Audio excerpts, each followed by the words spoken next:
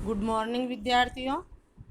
तो हम पढ़ रहे थे पार्ट 3 अफवाह। उसमें जो है नदियों वाला टॉपिक हमारा पूरा हो गया है और आज पढ़ेंगे हम झीलें, भारत की झीलें। तो देखो झीलें, आज का टॉपिक झीलें। कश्मीर घाटी तथा प्रसिद्ध डल झील, कौन सी? डल झील कश्मीर में है। नाव वाले घरों तथा शिकारा से तो आप परिचित होंगे ही, जो प्रत्येक वर्ष हजारों पर्यटकों को आकर्षित करते हैं। इस प्रकार आप अन्य झील वाले स्थानों पर भी गए होंगे तथा वहाँ नौकायान, तैराकी व अन्य जलीय खेलों का आनंद लिया होगा। ये जो डल झील है, प्रसिद्ध डल झील है कश्मीर में। यहाँ पर ये नाव वाले घर और शिकारे, आपने जो है पहले भी नाम सुना होगा। नावों में घर बने हुए होते हैं और उन पर जो है जैसे लाइटें वगैरह करके शाम के समय वो डल झील में चलाते हैं, तो उनको जो है शिकारे कहा जाता है, जो बहुत ही आकर्षण के केंद्र है। पर्यटक जो है उनको देखने के लिए वहाँ जाते हैं। इनके अलावा भी आप अन्य झीलों के बारे में भी सुना होगा, देखा होगा। आगे देखो। कल्पना कीजिए कि अगर कश्मीर, नैनीताल एवं दूसरे पर्यटन स्थलों पर झीलें नहीं होती, तब क्या वे उतने ही आकर्षित करते जितना कि आज करते हैं? क्या आपने कभी ये जानने की कोशिश की है कि इन पर्यटकों को आकर्षित करने के लिए किसी स्थान पर झीलों का क्या महत्व है? ये आपके यहाँ प्रश्न बनेगा, एक झीलों का महत्व। इसका उत्तर पीछे आएगा, वहाँ बता दूंगी। ये प्रश्न है आपका, झीलों का महत्व। क्या महत्व है? पर्यटकों के आकर्षण के अतिरिक्त मानव के लिए अन्य कारणों से भी झीलों का महत्व है। पृथ्वी की सतह के गर्त वाले भागों में जहाँ जल जमा हो जाता है उसे झील कहते हैं। झील किसे कहते हैं, उसका उत्तर है आपका ये पूरा, कि पृथ्वी की सतह में गर्त यानी गहराई वाले भागों में जहाँ जल जमा हो जाता है उसे क्या कहते हैं? झील कहते हैं। गहराई वाला भाग है, बारिश के मौसम से या जो भी कोई नदी बहकर आई, उस गहराई वाले भाग खड्डे को भर दिया और आगे बढ़ गई, तो वहाँ किसका निर्माण हो गया? झील का। तो ये झील किसे कहते हैं का उत्तर है पृथ्वी की सतह के गर्त वाले भागों में जहाँ जल जमा हो जाता है उसे झील कहते हैं। गर्त वाले भाग यानी नीचे गहराई वाले भाग। बड़े, ये देखो आगे, क्या आप जानते हैं बड़े आकार वाली झीलों को समुद्र कहा जाता है, जैसे कैस्पियन सागर, मृत सागर, अरल सागर आदि। जो झीलें आकार में बहुत बड़ी होती है उनको हम क्या कह देते हैं? समुद्र कह देते हैं, सागर कह देते हैं। तो ये झीलों का परिचय था आपके। आगे देखो, अब भारत की झीलों के बारे में पढ़ेंगे हम। भारत में भी बहुत सी झीलें हैं। ये एक दूसरे से आकार तथा अन्य लक्षणों में भिन्न है। अलग अलग तरह की झीलें हैं। प्राकृतिक झीलें हैं, कृत्रिम झीलें हैं, कोई बहुत बड़े आकार की है, कोई छोटे आकार की है, कोई मीठे पानी की है, कोई खारे पानी की है। इस प्रकार भारत में झीलों के आकार और लक्षण क्या है? अलग अलग है। अधिकतर झीलें स्थायी है भारत में। अधिकतर झीलें क्या है? स्थायी झीलें हैं। स्थायी और अस्थायी का मतलब, जिन झीलों में हमेशा 12 महीने पानी भरा रहता है वो स्थायी झीलें हैं, और जिनमें मान लो वर्षा ऋतु में ही पानी रहता है, बाद में वो सूख जाती है, तो उनको अस्थायी झीलें कहते हैं। तो देखो, भारत में झीलों के आकार और लक्षण अलग अलग है। अधिकतर झीलें कैसी है भारत में? स्थायी होती है, तथा कुछ में केवल वर्षा ऋतु में ही पानी होता है। तो अलग अलग लक्षण हो गए, स्थायी झील और केवल वर्षा ऋतु वाली झील। जैसे अंतर्देशीय अफवाह वाले अर्ध शुष्क क्षेत्रों की द्रोणी वाली झीलें, जो अपने आंतरिक प्रवाह वाले जो क्षेत्र है, अर्ध शुष्क क्षेत्र जो हमारे राजस्थान में आते हैं, वहाँ जो झीलें होती है वो क्या है? वर्षा ऋतु में ही वहाँ पर पानी होता है, बाकी जो है वो सूखी रहती है। तो ये तो हो गई वर्षा ऋतु में जल वाली झीलें। यहाँ कुछ ऐसी झीलें हैं, यहाँ कहाँ? भारत में कुछ ऐसी झीलें हैं जिनका निर्माण हिमानियों एवं बर्फ चादर की क्रिया के फलस्वरूप हुआ है, जबकि कुछ अन्य झीलों का निर्माण, ये भी अंडरलाइन करोगे आप, भारत में झीलों का निर्माण किस किस के द्वारा है? हिमानी द्वारा या बर्फ चादर की क्रिया के फलस्वरूप हुआ है कुछ झीलों का निर्माण। और कुछ अन्य झीलों का निर्माण वायु, नदियों तथा मानवीय क्रियाकलापों के कारण वह मानवीय क्रियाकलाप यानी मानव निर्मित झीलें, यानी उन प्राकृतिक नहीं है, वो किसी मानव ने, राजा महाराजा जो है पहले झीलों का निर्माण करवाते थे, तो वो हो गई मानव निर्मित। तो ये अलग अलग आकार लक्षणों की झीलें, अलग अलग आकार की छोटी बड़ी झीलें ये हो गए। तो भारत में झीलों का निर्माण किन किन क्रियाओं द्वारा होता है? हिमानी द्वारा, वायु द्वारा, नदियों द्वारा और मानवीय क्रियाकलापों द्वारा भारत में झीलों का निर्माण हुआ है। आगे देखो,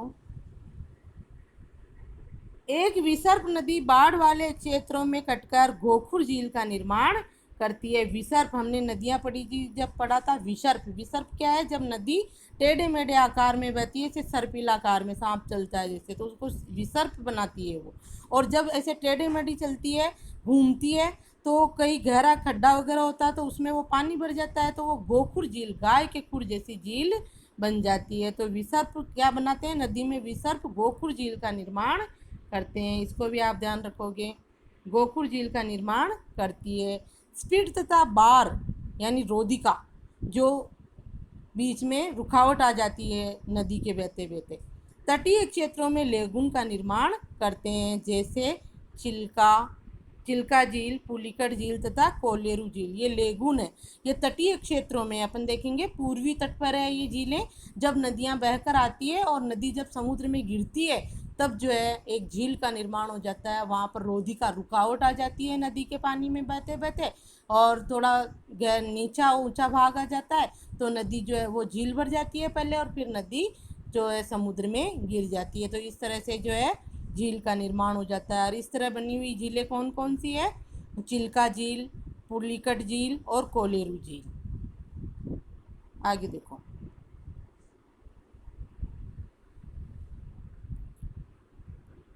अंतर्देशीय भागों वाली झीलें कभी कभी मौसमी होती है। वो मौसमी ही होती है। अंतर्देशीय आंतरिक प्रवाह वाली जो झीलें हैं वो क्या है? मौसमी झीलें हैं। उनमें वर्षा ऋतु में ही पानी रहता है, बाद में वो सूख जाती है। वाली झीलें कभी कभी मौसमी, अंतर्देशीय भागों वाली झीलें कभी कभी मौसमी होती है। उदाहरण के लिए राजस्थान की सांबर झील, जो एक लवण झील है, लवणीय झील है। वो लवण वाली, नमक बनता है, आप जान परिचित हो इससे, तो राजस्थान की सांबर झील से। राजस्थान की सांबर झील जो एक लवण झील है, इसके जल का उपयोग नमक के निर्माण के लिए किया जाता है। सांबर झील के जल का उपयोग नमक बनाने में किया जाता है। ये एक लवणीय झील है, याद रखोगे। भारत की सबसे बड़ी लवणीय झील है सांबर झील, जो कौन से राज्य में है? भारत के राजस्थान में, जो हमारा राज्य है। तो आगे देखो, ये हो गई लवणीय झील। खारे पानी की झील, खारे पानी की झीलें भी कहते हैं इनको।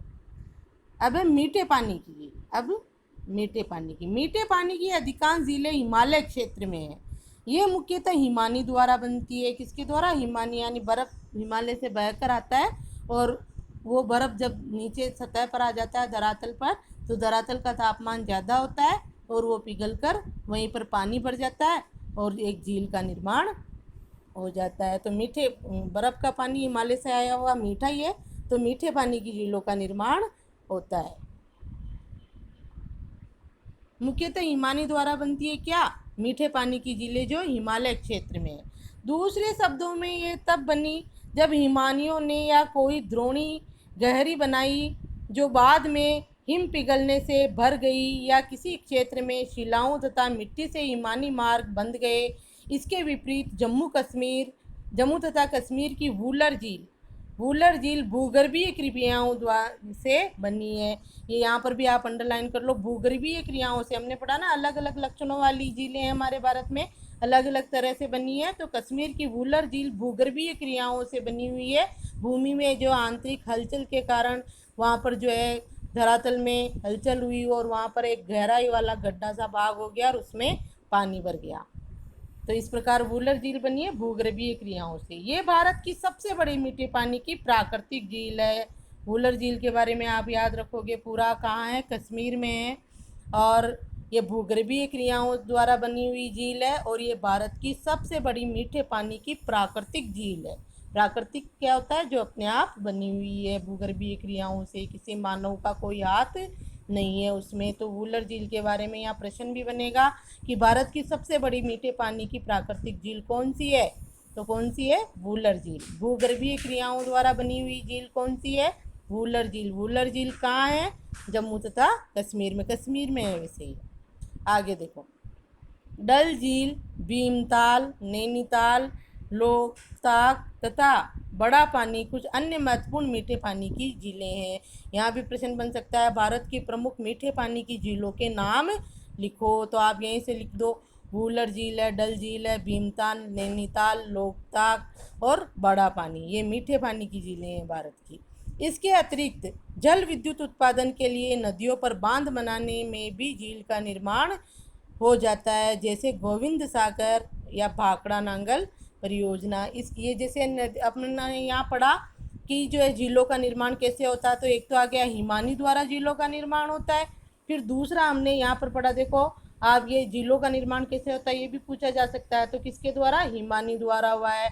फिर यहाँ पर देखो आप, ये शिलाओं तथा मिट्टी से हिमानी मार्ग बन जाते हैं। कई बार क्या होता है कि जैसे बड़ी बड़ी शिलाएं बहकर आती है और वहाँ रुक जाती है, रुकने से जो है और जो पानी बहकर आता है उसमें रुकावट आ जाती है शिला, बर्फ़ की शिलाओं से, तो उससे भी जो है ये मार्ग बंद हो जाते हैं और उसके उस साइड जो है पानी बढ़ जाता है, तो एक झील का निर्माण हो जाता है। इस तरह से कई क्रियाएं होती है, उससे जो है प्राकृतिक झीलों का निर्माण होता है। ये भूगर्भीय क्रिया द्वारा हो गया इस तरह से।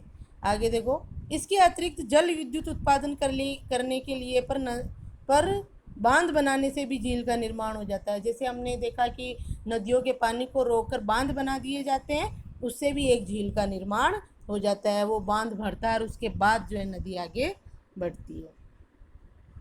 एटलस की सहायता से प्राकृतिक तथा मानव निर्मित झीलों की सूची तैयार कीजिए। ये प्रश्न है, आपके पीछे भी है ये प्रश्न, तो आपको इस प्रश्न का उत्तर लिखना है कि भारत की जो है प्राकृतिक और मानव निर्मित झीलें कौन कौन सी है। अब ये आया आपके झीलों का महत्व। आप उधर प्रश्न आया था झीलों का क्या महत्व है, तो यहाँ पर जो है उसका उत्तर है झीलों का महत्व। लाभदायी, झीलें मानव के लिए अत्यधिक लाभदायक होती है, तो ये क्या हो गया आपके महत्व। ठीक है, ये झीलों का महत्व। एक सेकंड, ये महत्व।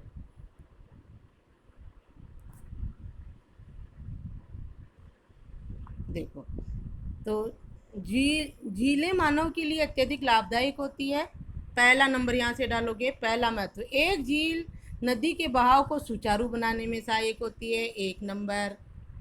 ठीक है, 1 नंबर हो गया। ये नंबर डाल के, पॉइंट डाल के लिखोगे। पहला महत्व है झील का कि एक झील नदी के बहाव को सुचारू रूप से बनाने में सहायक होती है। दूसरा यहाँ से लिखोगे, अत्यधिक वर्षा के समय बाढ़ को रोकती है तथा सूखे के मौसम में ये पानी के बहाव को संतुलित करने में सहायता करती है। दूसरा यहाँ से लिख दो, ये दूसरा हो जाएगा। और यहाँ से तीसरा, सूखे से तीसरा ले लो। सूखे के मौसम में ये पानी के बहाव को संतुलित करने में सहायता करती है। फिर आ जाएगा चौथा यहाँ से, झीलों का प्रयोग। ये चौथा यहाँ से, झीलों का प्रयोग जल विद्युत उत्पन्न करने में भी किया जा सकता है। पांचवा यहाँ से ले लो, ये पांचवा, ये आसपास के क्षेत्रों की जलवायु को सामान्य बनाती है। छठा ले लो, ये जलीय पारितंत्र को संतुलित रखती है। और सातवां ले लो, ये झीलों की प्राकृतिक सुंदरता व पर्यटन को झीलें जो है प्राकृतिक सुंदरता व पर्यटन को बढ़ावा देती है तथा हमें मनोरंजन प्रदान करती है। तो ये हो गया आपके झीलों का महत्व। प्रश्न पीछे भी है और आप अच्छे से समझ के करोगे। तो आज यहीं तक, धन्यवाद।